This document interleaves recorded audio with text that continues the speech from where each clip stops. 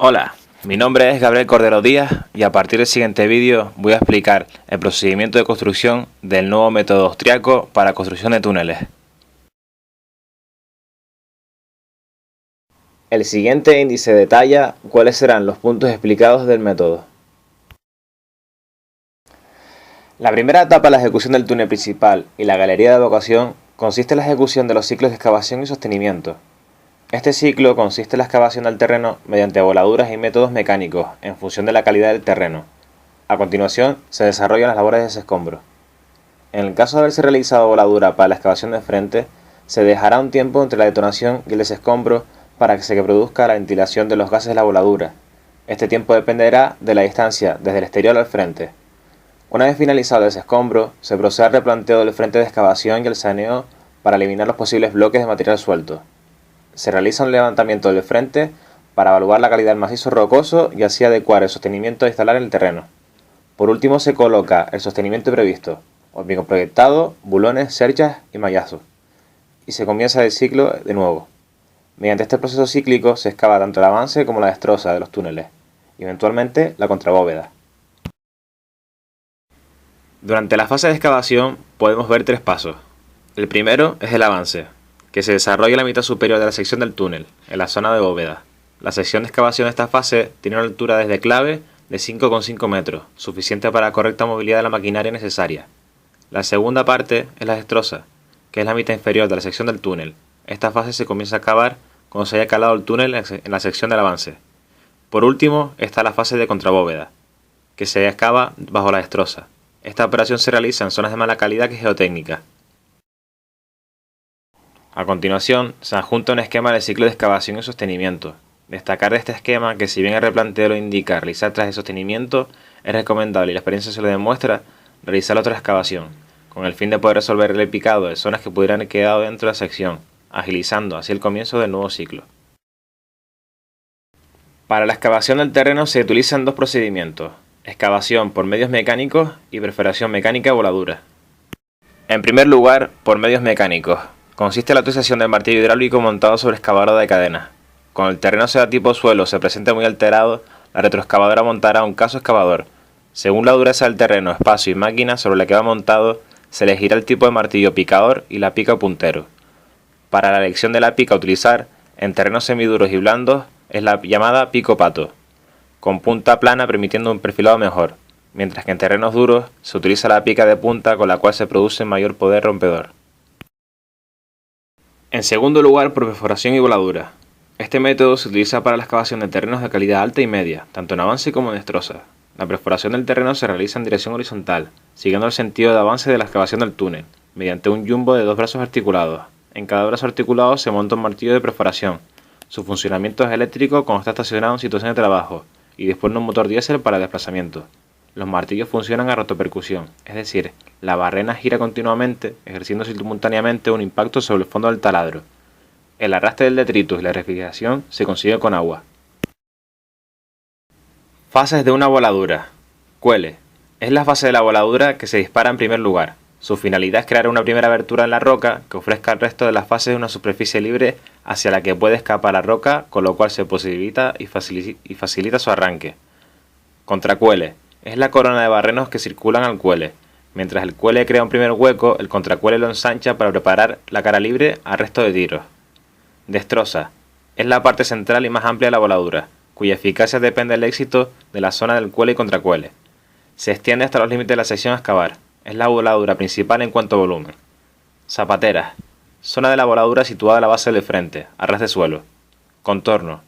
Los taladros perimetrales del contorno son importantes, pues de ello dependerá la forma perimetral de la excavación resultante. Son los últimos barrenos en detonar. Una vez realizada la perforación de los barrenos, se procede a su carga con el explosivo mediante el empleo de la cesta elevadora. El explosivo utilizado depende de las características de la roca, principalmente su densidad, resistencia, compresión simple, velocidad de propagación sónica de la roca y el grado de humedad existente en ella.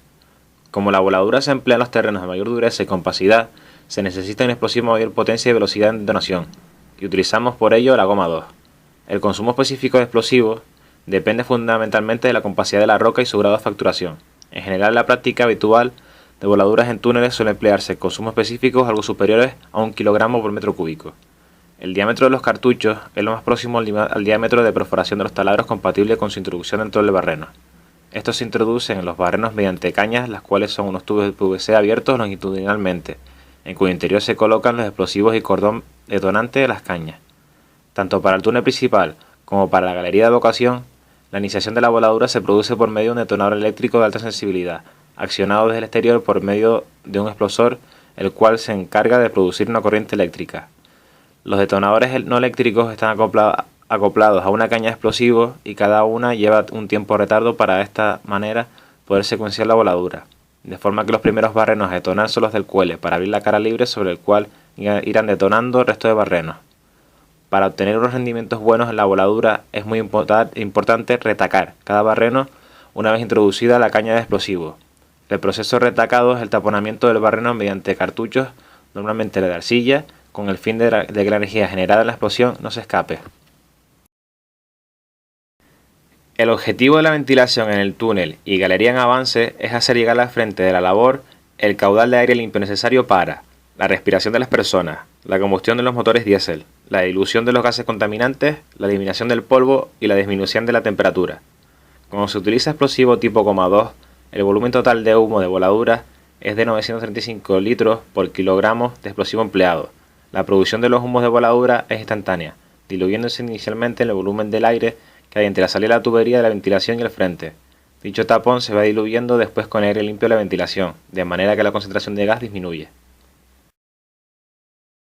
Desescombro. Cuando el tapón de gases de la voladura salió al exterior y la autoridad competente ha entrado al frente a inspeccionar el resultado de la voladura, se comienza la operación de desescombro. Esta operación consiste en la retirada del escombro producido en la voladura. Para ello se utiliza la pala cargadora frontal y dampers articulados. El número de camiones depende de la distancia del frente al exterior, donde se encuentra un acopio intermedio de vertido del material de desescombro, variando entre 2 y 8 dampers por boca. El transporte del escombro desde el acopio intermedio a los vertederos se realiza mediante su carga entre camiones de 3 y 4 ejes y algunos articulados con retroexcavadoras. Saneo y perfilado. Tras finalizar la operación de desescombro, se procede a sanear el frente para eliminar el material que haya quedado suelto en el frente, hastiales y bóvedas. Los objetivos de esta operación son los siguientes: evitar desprendimientos y accidentes, picar zonas que han quedado dentro de la sección, dejar una superficie regular en el frente para su posterior barrenado, dejar una superficie regular en hastiales y bóvedas que posteriormente serán sostenidos. Durante esta operación, el equipo de topografía comprueba que la sección es excavada, indicando las zonas que deben picarse por quedar dentro del gálibo. Además, tomar el perfil de excavación para realizar el control topográfico del túnel. Sostenimiento. En primer lugar, hormigón proyectado. También llamado gunita, coloca contra el interior de la excavación compactando el mismo mediante la energía de su proyección. Este sistema de colocación y el tamaño de árido es lo que le diferencia del hormigón vibrado. El tamaño máximo de los áridos será de 10 a 12 milímetros para facilitar el correcto bombeado del hormigón sin bloqueos en la boquilla y para reducir el rebote. Por ello, el contenido en áridos superiores a 8 milímetros no excederá del 10%. El hormigón proyectado sella rápidamente la superficie y evita la alteración y descompresión. Forma un anillo de hormigón que trabaja para evitar el cierre y sujeta las cuñas. El método empleado para el gutinado en el túnel se conoce como método de vía húmeda mediante el empleo de robots. Estos bulones también se llaman de expansión hidráulica, siendo los más utilizados debido a su rapidez de colocación. Consiste en una chapa flexible que se suministra ondulada y que por presión de agua toma forma circular presionando contra el terreno, siendo esta fricción la que garantiza su capacidad de carga. El ciclo para la instalación de estos bulones consiste en la perforación del agujero en el terreno, su colocación dentro de dicho agujero y por último su expansión hidráulica por medio de una bomba eléctrica que inyecta agua en su interior a 200 bares de presión a través de una lanza acoplada a la cabeza del bulón. El mallazo constituye la armadura de hormigón proyectado y se aplica a las secciones donde se instalan sostenimientos más pesados o en zonas donde es necesario realizar un esfuerzo del sostenimiento aplicado por una mala calidad del terreno. Consta de una malla electrosoldada de retícula 150 por 150 milímetros y 6 milímetros de diámetro, de acero de elevado límite elástico, instalada sobre una capa previa de gutina, sujeta mediante clavos speed y aprovechando las cabezas de los bulones disponibles. Para dar continuidad a la malla se realiza el solapamiento entre dos capas continuas. Para su colocación se hace uso de la cesta elevadora. Las cerchas son arcos de acero que resisten en unión con otros elementos de sostenimiento que recogen los esfuerzos del terreno para resistirlas de forma conjunta. Se ponen en contacto con el terreno y apoyadas firmemente en el suelo del túnel. Para facilitar su colocación se separan en varios segmentos. Drenaje. En el túnel principal puede diferenciarse según su procedencia dos tipos de aportes de agua: las aguas limpias o de lluvia, que son las aguas procedentes de su infiltración a través del macizo rocoso, y por otro lado las aguas sucias negras, que son las que proceden de la plataforma como consecuencia de vertidos producidos durante la explotación del túnel. Debido a esta consideración se diseñará un sistema de drenaje separativo, que consistirá en un drenaje bajo plataforma, que canalizará todas las aguas sucias que pudieran tener indicios de contaminación, y por otro lado un drenaje intradós situado en cada hastial. Las ventajas de este sistema separativo son las siguientes. En primer lugar, los sistemas separativos están dotados de arquetas de tipo sifónico, a fin de impedir la transmisión de fuego de un líquido inflamado hacia otras zonas del túnel. En segundo lugar, el agua de infiltración, al ser limpia y al mezclarse con el agua sucia de la plataforma, puede canalizarse hacia un depósito en el que almacenarla, para su eventual empleo en la extinción de incendios. La impermeabilización de un túnel comprende la membrana como elemento impermeable y el geotextil como capa de protección, tanto anterior como posterior, para los daños mecánicos y para la evacuación de las aguas de infiltración. La impermeabilización debe cumplir los siguientes requisitos: proteger y envolver la superficie de la obra a tratar, de manera durable contra el agua de infiltración, adaptarse sin problemas a las irregularidades del soporte, ser suficientemente resistente para continuar siendo estanca después de las solicitaciones mecánicas resultantes del proceso de hormigonado posterior. El geotextil debe garantizar la evacuación del agua de infiltración sin entrar en carga, de manera durable, hacia los drenes longitudinales. Una vez completada la excavación, sostenimiento e impermeabilización de los túneles, se ejecuta un revestimiento de hormigón encofrado HM30 en el caso del túnel y de hormigón proyectado en el caso de la galería de evacuación. Realmente el revestimiento no es necesario por razones estructurales a corto o medio plazo, ya que esta misión la cumple el sostenimiento provisional, pero su colocación es conveniente por los siguientes motivos. 1. El revestimiento aporta un coeficiente de seguridad adicional en la estabilidad de la excavación, colaborando con el sostenimiento a corto plazo. A largo plazo no se puede confiar plenamente en el sostenimiento, pues al estar en contacto directo con las humedades del terreno tiende a corroerse y a degradarse con relativa rapidez. La estabilidad a largo plazo se garantiza, pues, únicamente con el revestimiento. En segundo lugar, el revestimiento de hormigón permite, por otra parte, eliminar las labores de mantenimiento y conservación del sostenimiento, crecientes con la edad del túnel, que son normalmente muy costosas y que además entorpecen el tráfico ferroviario. Y en tercer lugar y último, la superficie interior lisa del anillo de hormigón favorece en gran medida la circulación del aire a lo largo del túnel. Como conclusión, podemos decir que los 5 principios más importantes de este método son: utilizar la propia roca como elemento resistente frente a los incrementos locales de tensión que se producen durante la excavación. Utilizar métodos de excavación que minimicen el daño producido al macizo, con utinados de protección nada más excavar.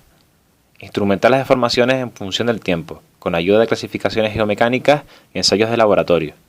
Colocar sostenimientos iniciales flexibles, protegiendo el macizo de meteorizaciones, descompresiones, decohesiones, etc., con la velocidad adecuada, para evitar el comienzo de daños. Y por último, colocar el revestimiento definitivo si es necesario, también flexible, minimizando así los momentos flectores, añadiendo resistencia adicional con cerchas o bulones, pero no con secciones rígidas.